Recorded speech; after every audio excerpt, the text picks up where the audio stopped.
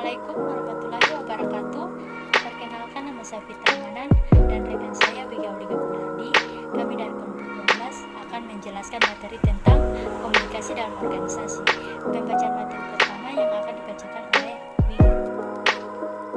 Pada salam teman-teman, sebelum kita lanjut ke materi, kita akan membahas mengenai pengantar terlebih dahulu. Manusia adalah makhluk sosial yang membutuhkan seseorang atau sekelompok orang untuk berintegrasi. Oleh karena itu, manusia membutuhkan komunikasi.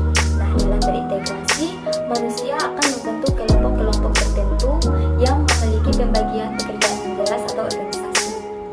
Oleh karenanya, penting bagi kita untuk mengetahui bagaimana berkomunikasi yang baik dalam suatu organisasi agar tujuan dari organisasi tersebut dapat tercapai dengan baik.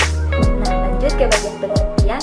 Komunikasi merupakan sebuah proses penyampaian pikiran atau informasi dari seseorang kepada orang lain melalui cara tertentu. Untuk apa? Sehingga orang lain tersebut dapat mengerti betul apa yang dimaksud oleh penyampai pikiran-pikiran atau informasi. Lanjut ke poin selanjutnya, yaitu proses dan komunikasi. Di sini ada komunikator, yaitu orang yang menyampaikan pesan atau informasi. Lalu ada pesan, yaitu isi dari informasi tersebut. Dan akan ada saluran, di mana saluran ini merupakan media dari penyampaian informasi tersebut. Lalu ada komunikan, yaitu orang yang menerima informasi yang disampaikan oleh komunikator. Nah, jika komunikan ini mengerti apa yang dimaksud oleh komunikator ini, maka akan ada terjadi hubungan timbal balik, yaitu atau yang disebut feedback. Lanjut ke manfaat komunikasi. Yang pertama yaitu memahami semua informasi yang dibutuhkan. Kemudian yang kedua itu komunikasi dapat mempererat tali persaudaraan baik antar pribadi, golongan, kelompok, bangsa maupun negara. Ketiga, dengan berkomunikasi Anda bisa mengetahui kebijakan dan peraturan perundang-undangan. Dan yang keempat, komunikasi sangat penting bagi organisasi dalam melakukan serta menciptakan kerjasama yang baik bagi organisasi. Lanjut teman-teman ke bagian faktor-faktor yang mempengaruhi komunikasi. Yang pertama itu ada kredibilitas. Kredibilitas berkaitan dengan hubungan saling percaya antara komunikator dengan komunikan. Komunikator perlu memiliki kredibilitas di komunikan. Misalnya dalam hal tingkat keahliannya dalam bidang yang bersangkutan dengan pesan atau informasi yang disampaikan. Yang kedua ada konteks. Konteks berkaitan dengan situasi dan kondisi di mana komunikasi berlangsung. Konteks di sini terdiri dari aspek yang bersifat fisik, iklim cuaca, aspek psikologis, aspek sosial, dan aspek waktu. Agar komunikasi dapat berjalan dengan baik, komunikator harus memperhatikan situasi dan kondisi di mana komunikan berada. Yang ketiga, konten. Konten berkaitan dengan isi pesan yang disampaikan komunikator kepada komunikan. Isi pesan, informasi disesuaikan dengan kebutuhan komunikan. Misalnya, pesan informasi mengenai kesehatan janin diberikan kepada ibu bukan kepada remaja. Yang keempat yaitu kejelasan. Kejelasan dari pesan informasi yang disampaikan komunikator sangat penting untuk menghindari kesalahpahaman dari komunikan dalam menangkap isi pesan atau informasi yang disampaikan oleh komunikator.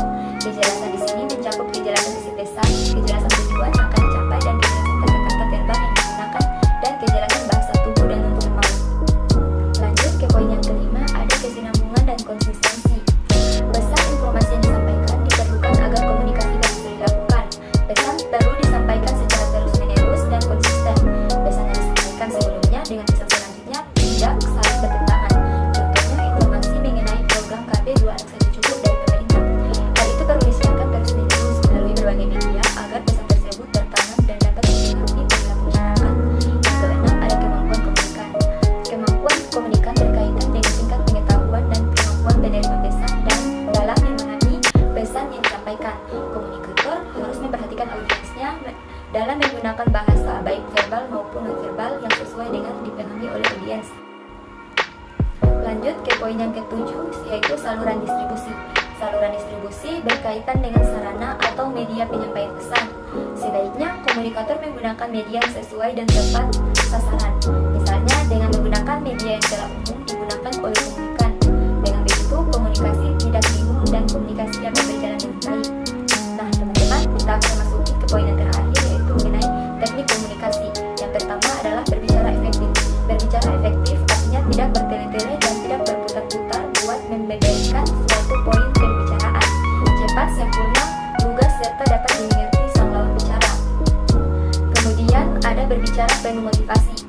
Motivasi yang dimaksud ialah adanya dorongan atau penyemangat dalam kata atau istilah yang diucapkan agar lawan bicara tergerak buat melakukan sesuatu dengan baik dan sungguh-sungguh untuk benar-benar sesuai pengarahan yang telah diberikan.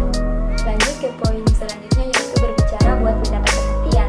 Nah, pembicaraan yang membosankan serta bertele-tele tentu akan menghasilkan proses bicara atau pendengar mengabaikan kemenangan kita. Dalam teknik berkomunikasi atau bicara, perlu diperhatikan tema dan materi yang akan kita sampaikan di dalam bicara, supaya menghasilkan mereka tetap fokus dengan kita. Lanjut ke poin terakhir, yaitu berbicara melalui keinderaan. Supaya tema atau materi yang kita sampaikan meninggalkan bekas pada pikiran versus bicara, maka kita perlu menguatkan komunikasi kita dengan ekspresi indera yang meyakinkan, seperti gerak tangan, tatapan mata, senyuman, atau kermitan dahi akan menambah kesan terlihat tema yang akan kita sampaikan. Sekian materi dari saya, kemudian materi selanjutnya akan dilanjutkan oleh rekan saya selanjutnya. Berikut bentuk-bentuk komunikasi. Yang pertama, komunikasi pribadi. Komunikasi pribadi yang terdiri dari dua jenis.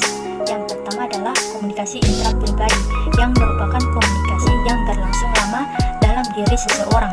Sedangkan yang kedua adalah komunikasi antar pribadi, yakni merupakan komunikasi yang berlangsung secara dialogis antara dua orang atau lebih. Yang kedua, komunikasi kelompok. Komunikasi kelompok merupakan komunikasi tatap muka yang dilakukan 3 atau lebih individu guna memperoleh maksud atau tujuan yang dikehendaki, seperti berbagi informasi, pemeliharaan diri atau pemecahan masalah, sehingga semua anggota dapat menunjukkan karakteristik pribadi anggota lainnya dengan akurat. Yang ketiga, komunikasi massa. Komunikasi massa merupakan sebuah proses penyampaian pesan melalui saluran-saluran media massa seperti surat kabar, radio, televisi, film yang dipertunjukkan di gedung-gedung bioskop. Maka dari itu, dalam bentuk komunikasi yang satu ini, pesan yang disampaikan bersifat massal. Berikut komunikasi dalam organisasi merupakan kajian pada teori publik, menyatakan bahwa upaya yang dilakukan secara terencana dan berkesinambungan menyeluruh oleh suatu organisasi. Upaya ini dilakukan untuk menciptakan serta memelihara niat baik agar saling mengerti antara organisasi dan orang di dalamnya. Berikut hambatan terhadap efektivitas komunikasi. Yang pertama, tujuan yang tidak jelas. Yang kedua, nilai-nilai yang tidak jelas. Yang ketiga, filosofi manajemen yang tidak layak. Yang keempat, kurangnya perencanaan dan pengembangan manajemen. Yang kelima, struktur organisasi yang membingungkan. Yang keenam, kontrol yang tidak memadai. Yang ketujuh, rekrutmen dan seleksi yang tidak tepat. Yang kedelapan, imbalan yang tidak adil.